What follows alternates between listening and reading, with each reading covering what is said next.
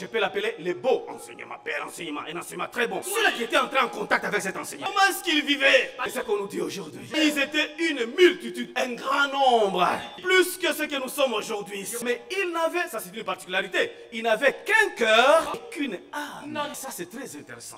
Comment est-ce que c'est une multitude de gens? Mais comment est-ce qu'ils peuvent avoir un cœur et une âme? Le cœur d'abord c'est quoi? Le cœur ce n'est pas seulement ce que nous avons ici. Le cœur c'est le siège de nos pensées. C'est le siège de nos décisions et de nos sentiments.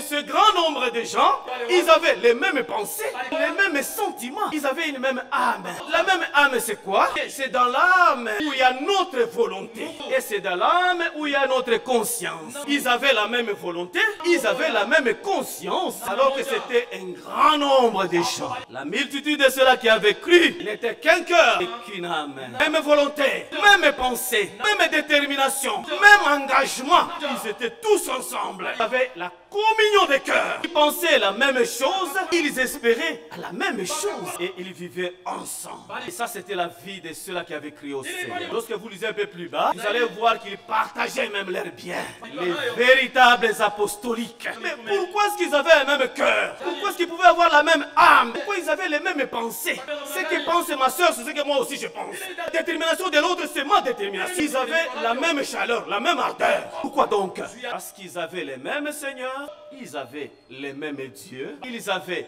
le même combat de la foi, ils avaient la même destination, et ils avaient le même but de la foi.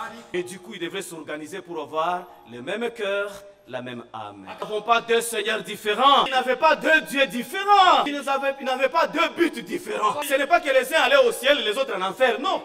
Tous destination le ciel. Objectif ciel. Même pensée, même sentiments, même détermination, même disposition de cœur. Je peux aller même plus loin. Ils avaient le même état d'âme. Ils avaient le même état d'âme, ces gens-là. Ils pensaient la même chose. Ils avaient le même Seigneur. Et c'est comme ça qu'ils étaient ensemble.